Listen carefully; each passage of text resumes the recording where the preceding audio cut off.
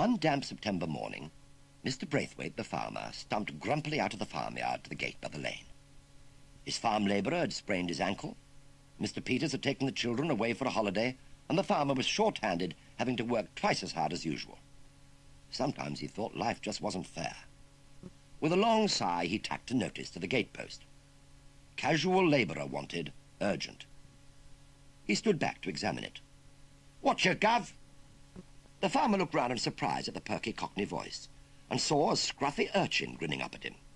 His jeans were held up with a wide pair of braces covered with badges, and ended a good 3 inches above his cherry-red Dr. Martens. His face, curiously, was almost as red as his boots, and from his back pocket dangled a useful-looking catapult. "Hello, young man. What can I do for you, then?"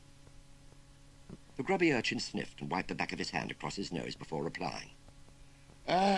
You don't happen to know a geezer name of Braithwaite what's got a chance your arm round these here ports, do you?" Chance your arm?" "Chance your arm, Gov. Foam." The light dawned. The farmer nodded. Oh, yes, that's me. I'm him, Mr. Braithwaite, Scatterbrook Farm. Come about the job, have you? Somebody tell you in the village? Oh, it's only casual employment, mind, and it's hard work, I warn you." "Dicky Dirk," chirped the boy. "Meat and drink to me, Gav, innit? Clue me in. What is it, scaring off the old fingers and toes, then?" Mr. Braithwaite scratched his head. "Her fingers and toes?" "Crows, Gav. Scarecrowing." "Oh, it's harder than that, young man. It's mucking out work, mostly. In the stables and the cowshed. Round the old Clark Gable, the Ginger and Fred. Handsome, Gov, handsome. Lead me to it." Shaking his head and grinning to himself at the weird and wonderful language he was learning, Mr. Braithwaite pulled down the notice he'd just tacked up and set off back into the farmyard, the perky urchin whistling along at his heels. "And you can stay in here for a week," he said a little later, showing the boy the caravan, "while the folk who usually live here are away on holiday. And make sure you leave your muddy boots and that spade outside the caravan of an evening, won't you? Me daisy roots and me old loo grade outside the Olean stand. Gotcha, Mr. Braithwaite. Only the family that live here have left it all neat and tidy, see, and, well, I want to see it looking just as Olean stand." He checked himself. "Now you've got me at it, too. I mean, just as spick and span when they get back." No trouble, Mr. B. Good night," called the youngster, as the farmer made his way back across the yard to the farmhouse. Gazing round, the boy spotted the barn, and grinned as he ran over and hauled open the heavy wooden door. There, in the gloom, he saw the stiff figure of Wurzel Gummidge, and his grin widened as he prodded him with his boot. "S for T were O were P whistle. S for U were L were K were I were M were G whistle." The Scarecrow sat up, outraged, and stared at the intruder. "Stop sulking. Who do you think you're talking to? I'll sulk as long as I like, so I will. Here, hang on a minute. Who teach thee to talk Wurzelese?" "Oh, the Crowman, Nunky. Who do you think?" "Nunky? Who you nunkling any road? Here, hang on again. I see thee afore, hadn't I? Come close." The boy moved close. "Come on, closer still. God dang me, if it isn't me long-lost Neville, Pickles Bowbells Bramble." The young Scarecrow nodded. "What's your nunky? How's your belly off for robins?" Wurzel Gummidge shook his head in disbelief. "Pickles Bramble. Well, well, well. Old Wurzel's nearest living Scarecrow relative. Come here, Pickles, lad, and let me touch ye. Oh, me very own living twigs and straw. Why, last word I had of you, you'd emigrated and was living in a rag and boneyard down the Mile End Road. In Bulgaria, weren't it?" "No, London, Nunky." "Oh, well, same difference. So what you doing in these here parts then, Pickles, eh?" "Well, I'm on my holidays, ain't I? In the country, innit?" "Oh, so you come to see your old Uncle Wurzel, eh? After all these years. Just goes to show how straw is thicker nor milk, innit? I never had no children of me own," went on Wurzel Gummidge mournfully, "not never having been wed. And me and Aunt Sally, if we'd had tied the knot, we was going to go out one rare old morning and pull ourselves a little turnip of our very own and bring it up like. And through good times and bad. Bad times, it is, when it had its little childhood ailments like turnip blight and root crop scab. And good times, like giving it its first sheep-dip bath and teaching it to chuck its first birthday cake at its own mum and dad. Only, that never chanced to happen, did it? He took out a filthy old handkerchief and blew his nose noisily to conceal his sadness. Still, never mind, eh? I ain't entirely alone in a cruel world, am I? Not so long as I got me little Neville. What you got to say to your old Uncle Wurzel, then? Pickles sneered and thrust a muddy spade at him aggressively. Here, get hold of this, you silly old bug-infested country bumpkin. Eh? Gasped Wurzel Gummidge, astounded. You heard, said Pickles menacingly. And nip across Sharpish to the Clark Gable of the Ginger and Fred and start mucking them out. Come on, double quick. You can't talk to your nearest and dearest as loves you most in all the world like that, Pickles, said Wurzel Gummidge, just as menacingly. Want a bet? I'm here on me holiday, aren't I? So somebody else got to do the grafting, right?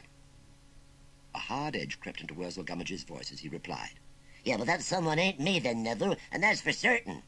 Oh, yes, it is, insisted the Cockney. Any argy fine, and I'll let Mr. Braithwaite sling you on the chimney sweep. His uncle looked puzzled. Chimney sweep? Compost heap. Oh, no, Pickles, said Wurzel Gummidge fearfully. Oh, no. No, you wouldn't do a terrible thing like that. No, not to your old Uncle Wurzel. Oh, wouldn't I just? Get mucking out. Go on. Crestfallen, the Scarecrow picked up the spade and trailed it towards the door. And if I was you, Nunky, I wouldn't go getting no ideas about nicking off down the village, warned the cocky youngster, hauling his catapult from the back pocket of his jeans and brandishing it menacingly under his uncle's nose. 'Cause I clobbered that many villagers with this on my way here, and put the word about that a balmy old tramp did it. Looked a bit like a ratty scarecrow, he did. So I reckon by now they're on a right 2 and 8. Sling a scarecrow on the bonfire they would as soon as look at it. Wurzel Gummidge frowned. Well, what did you do that for, Pickles? To keep you here grafting, of course. Now get mucking out. Later that day, as Mr. Braithwaite strolled across the farmyard, taking the air, his attention was caught by the sight of shovelful after shovelful of mucking out straw flying out of the open door of the cowshed. Some of it landed in a waiting wheelbarrow, and some of it didn't. But the farmer was impressed all the same by the workman's enthusiasm.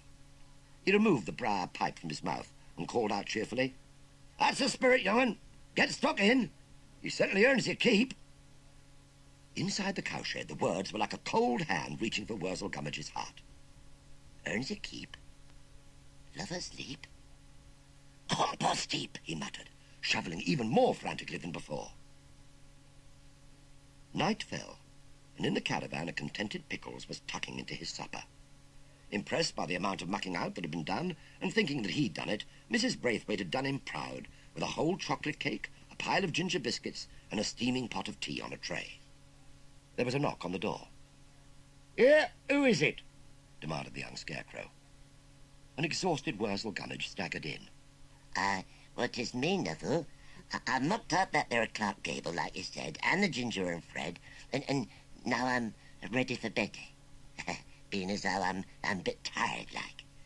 So I wouldn't say no to a slice of that there chocolate cake and happen to sup with that tea. The ragged urchin scowled at him. "Here, this is my supper, Nunky. You gets your own grub. Eat my chocolate cake? Cor blimey, you're heading straight for the castle and keep." No, I ain't. I ain't really hungry anyways. I'll just get me head down and not bother you none. "Not in here, you won't. Oh, I should go. You gets your head down in the barn. This is my holiday, Ollie and Stan. You're to muck her out. And your ding and dong." What's that, Neville? Ding and dong? "Pong!" shouted Pickles rudely. "Go on, off it, skedaddle, scram." The older Scarecrow shuffled out into the night quite cowed, and peered enviously in through the lighted window to see Pickles demolishing the last of the chocolate cake. The next morning, after spending a miserable night in the cold, draughty barn, dripped on by the rain that penetrated the leaky roof and nibbled by mice, Wurzel Gummidge woke to the rich smell of breakfast and the sound of Mrs. Braithwaite knocking at the caravan door. "Who is it?" he heard his nephew call. "It's breakfast," Mrs. Braithwaite replied. The Scarecrow's mouth watered as she went on. Now, don't let it get cold. It's sausage and bacon and fried bread, and I've done you a couple of eggs this morning. Oh, handsome, Mrs. B. Oh, and when you've finished, Mr. Braithwaite says, can you manage to fit in the pigsty this morning? My pleasure, Mrs. B, called Pickles. The farmer's wife set the tray down carefully outside the caravan door and went back into her kitchen. Wurzel Gummidge saw his chance and took it, tiptoeing across the yard and crawling on all fours up the steps to where the inviting tray lay waiting. The caravan door whipped open. Right, hands off, snarled Pickles, his nose an inch from his uncle's. You heard what Mrs. Braithwaite said. Pigsty cleaning for you this morning. Either that, or it's the foaming deep. Foaming deep? Quavered the Scarecrow. Compost deep, sneered Pickles, seizing the tray and slamming the door in Wurzel Gummidge's face.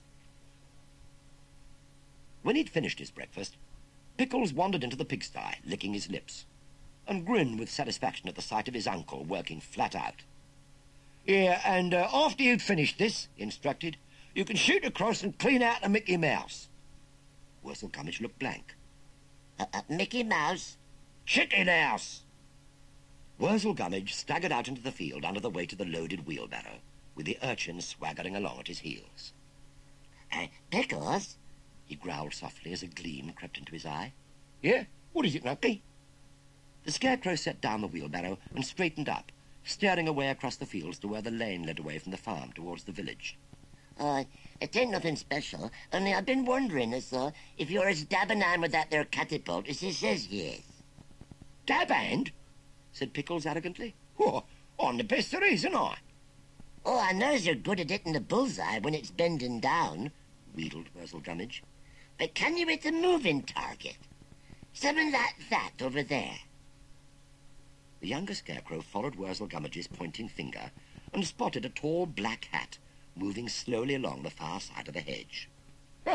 It's dead easy, he sniffed. Dot on a card, innit, Nunky?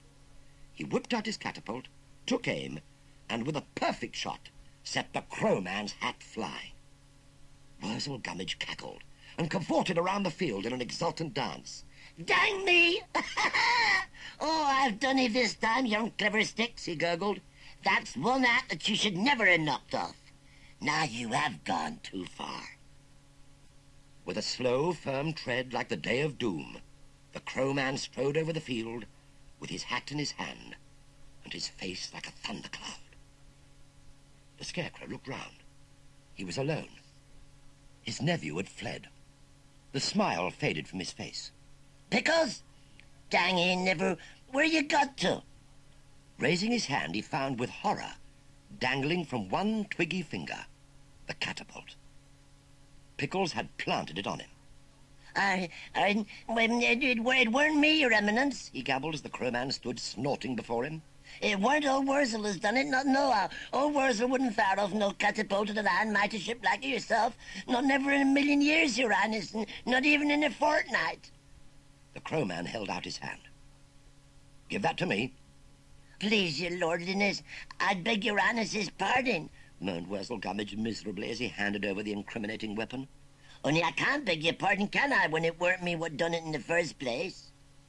The Crowman ignored him and stared slowly round the field with eyes like fire. Pickles, Bowbells, Bramble, he commanded. Show yourself. Immediately. A cowering, quivering Pickles crept out of a bramble bush and marched sullenly towards them. Who told you I was here? He demanded, trying to recover his cockiness. Anyhow, he's the one what's been nicked in possession of the offensive weapon. I'm clean, I am. You can't prove nothing. Prove? Hissed the Crowman angrily. Pickles stepped back, terrified by the force of the words. Prove?